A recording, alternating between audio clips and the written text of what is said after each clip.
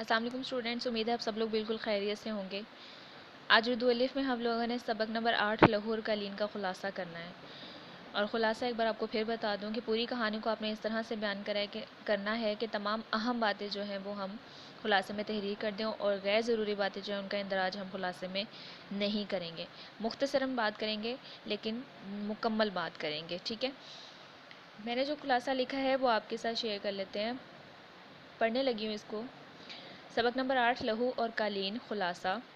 Drama लहू और कालीन 4 किरदारों बाबा नौकर, तजम्मुल सरमायादार, रऊफ़ तजम्मुल का सेक्रेटरी और अख्तर मुसव्विर पर मुश्तमिल है।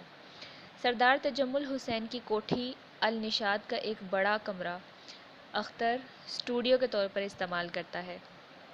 कमरा नहायत आला अशिया जैसे फर्नीचर, कालीन, सोफ़ा सेट, कुर्सियों और मशहूर मुसव्विरों की तस्वीरों से सजा हुआ है। तजम्मुल की उम्र 40 और 45 साल के दरमियान है।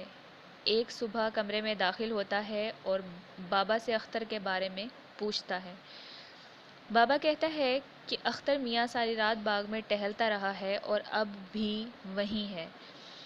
तजम्मुल ने अख्तर को बुलाने का कहा। अख्तर के आने पर तजम्मुल उसे खुशखबरी सुनाता है कि जजों ने उसकी तस्वीर को अव्वल इनाम का मुस्तहिक करार दिया है। अख्तर की बेनियाजी देखकर तजम्मुल कहता है कि ये तुम्हारा बहुत बड़ा कारनामा है। आज शाम शहर के मुअज़्ज़िज़ीन तुम्हें चाय की दावत पर मुबारकबाद देंगे। अख्तर तजम्मुल से जाने की इजाज़त मांगता है। तजम्मुल उससे पूछता है कि यहाँ तुम्हें कोई किसी चीज़ की कमी है? तुम यहाँ आकर कितने बड़े मुसव्विर बन गए हो। अगर तुम चले गए तो मेरी बेइज्जती होगी। अख्तर कहता है, जिस अख्तर को आप तंगो तारीख झोंपड़ी से निकाल कर लाए थे वो अख्तर मर चुका है। जितनी भी तस्वीरें उसके नाम से बाहर गई हैं उनमें से कोई भी उसकी बनाई हुई नहीं है।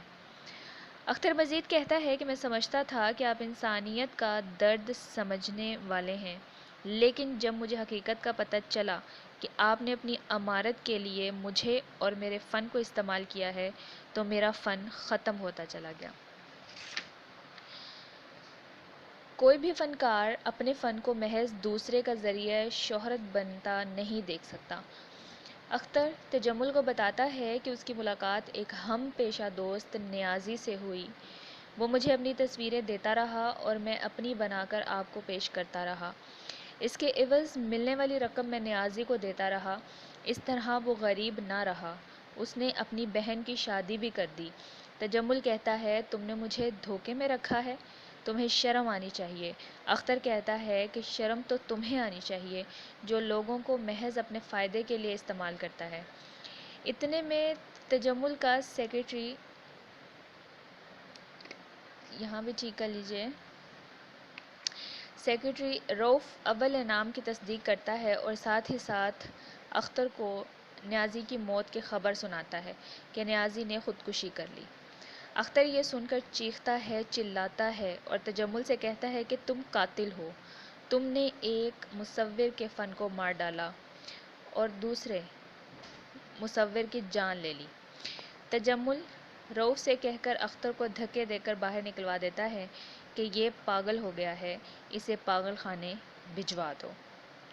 ठीक है, तो ये ख़ुलासा है, आपने अच्छे तरीके से इसको याद कर लेना है। ठीक है, आज के लिए इतना ही, इजाज़त दीजिए। अल्लाह हाफ़िज़।